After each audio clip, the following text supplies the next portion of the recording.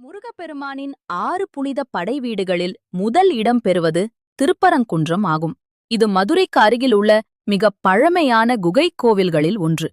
சூரபத்மனை வென்றபின் அசுரர்களின் கொடுமையால் தேவர்கள் மிகவும் துன்பப்பட்டனர். அப்போது சிவபெருமான் தனது ஞானக் கண்களிலிருந்து எழுந்த 6 தீப்பொறிகளால் முருகனை உருவாக்கினார். முருகன் வளர்ந்து வீரத்திலும் ஞானத்திலும் சிறந்தவராக ஆனார். அசுரராஜன் சூரபத்மன் உலகையே ஆட்சி செய்து தேவர்களை சிறையில் அடைத்தான். இதனால் தேவர்கள் முருகனிடம் உதவி கேட்டனர். முருகன் தனது வேலால் சூரபத்மனுடன் பெரிய போரில் ஈடுபட்டார். இறுதியில் முருகன் சூரபத்மனை வென்றார். சூரபத்மன் தனது தவறை உணர்ந்து தனது வாகனமாகவும் கொடிச் சின்னமாகவும் ஏற்றுக்கொண்டார்.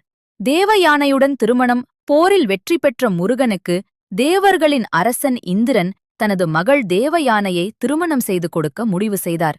அந்த தெய்வீக திருமணம் நடைபெற்ற இடமே திருப்பரங்குன்றம் என்று புராணங்கள் கூறுகின்றன.